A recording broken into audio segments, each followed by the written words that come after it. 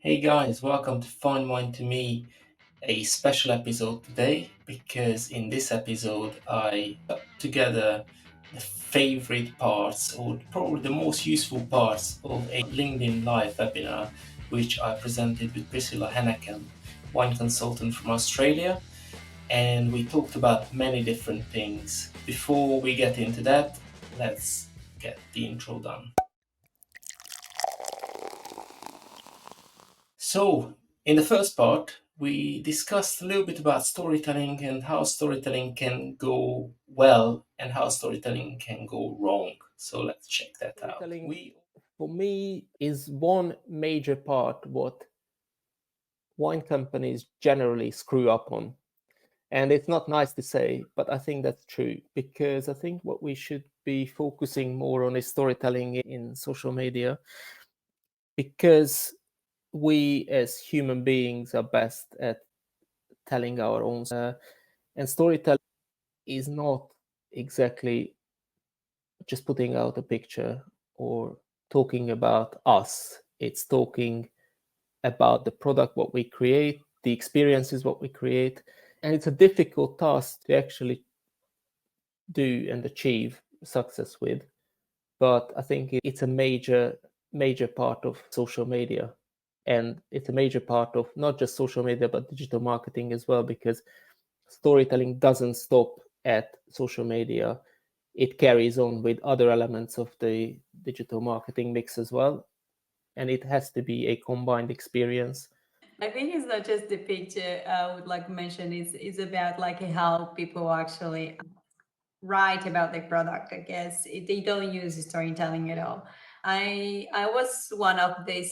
Like I'm really fanatic about social media. I really like it, and to observe, like just to look at what people do it, and then just analyze why they're doing so well, and they get so many likes, and why people don't, and then what the most people do. Because I think when we see someone doing something, we just try to copy, and then everyone starts to do the same thing. If you see in the wine industry, it's about to say like how premium wine is, how good your wine is, how good your product is in general.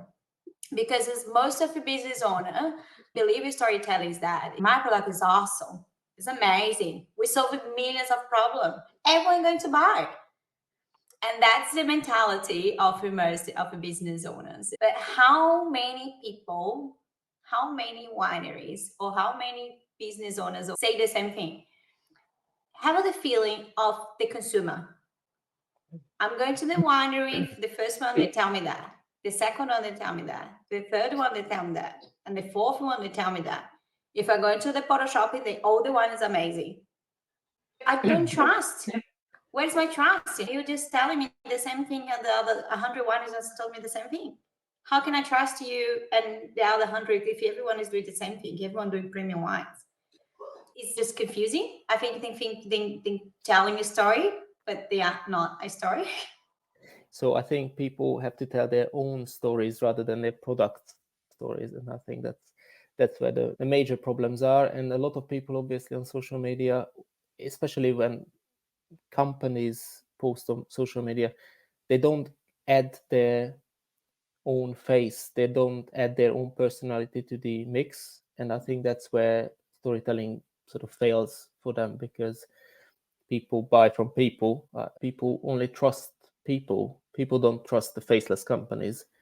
And that's, again, where storytelling matters. That's why you have to be on camera.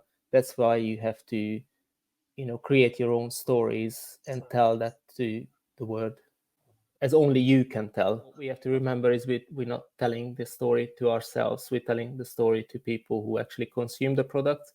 And 99% of the people who drink wine, they don't know about wine, and they don't really care that deeply. They just care about what they're drinking, and the basic knowledge is enough for them. But if you tell the basic knowledge well, and something what they can relate to and remember, then you are winning already. We also talked about sales versus brand awareness in social media and in digital marketing in general. Versus brand awareness. People use social media as a sales tool very often, or way too often. I'm not saying social media cannot be a sales channel, but I think what we have to realize is sales and marketing are two different things, although they are related. But using social media as a sales tool is not a winning strategy, at least not in the wine industry. If you are selling cosmetics, if you're selling t-shirts or hoodies or whatever, that might work as a sales channel. But I think generally, social media should be viewed as a brand awareness tool, because this is your free platform to tell your story to the world. And I think if you start selling immediately, people will not really engage with you, because in order to make a sale, I suppose they have to trust you somehow, and they will not trust you unless you tell your story properly. I think when you're doing social media or digital, or you work with marketing, you need to understand marketing is to educate people, because 60% of people, they're not prepared to buy now. If you're selling or if you solve a problem, then 60% is not aware they have a problem, and when I have 20% they know the problem, but they're not really looking for a solution, then 70% then probably is going to be more engaging with you, and then only 3% buy right now. People needed to know who you are, your value, your beliefs, and why they can trust use it you. not just as a brand awareness tool, but a communication tool as well. Whether you are on Instagram or Facebook or TikTok or wherever you are, you can actually engage with your audience a lot easier than it used to be. So you don't have to call anybody. You don't have to send them mails in the post or anything. This works instantly. It's always in your hand. It's always with you. You can easily connect with your target audience, with your followers, with your fans, hopefully. And we discussed a Google study as well, which is about 7 for 11. Well, let's listen to that. Have you done a research about consumers, people actually, the digital world, how people actually engage and how they actually became sales? And they have like a number. It's called 7 for 11. So 7 hours of consumer content, like whatever you put in your social media, webinars or workshops or wine events, whatever, like 7 hours they actually spend with you in different moments. And then they have follow locations. That follow locations can be, like social media, it can be webinars or events or networking, like in different places, so they can actually see you. And 11 touch points. So if they actually have in 7 for 11, the 11 touch points, the 4 different locations, and in 7 hours and consume your content, they're gonna feel and they know you. They're gonna feel, they're gonna trust you. And after you get them trust, it's much easier for you to tell them, look, that's what I have, that's what I do, that's what I believe in, that's my product. They're gonna say, yes, I want that. Because you educated them, they know you, they trust you, they know what you do is actually true. If you tell them buy then in this time, actually your wine is the most premium one, they're gonna say, yes, I know, because I have been following you for such a long time and I consume your 7 hours. I haven't been in touch with you in 11 points. I haven't been in 4 different locations with you. I know you're doing great wines and I feel like your friend. And then that is how the sales start to come. And naturally, it down to you to force it so much. And then that's just really which like lots of people understand that in the wine business or any business, to be honest, because it's so hard to sell if you don't have engaged customers. Last but not least, we also discussed authenticity in social media and chasing likes and followers and the big numbers. The main message is authenticity, because authenticity is key, because sales comes from trust and trust comes from authenticity.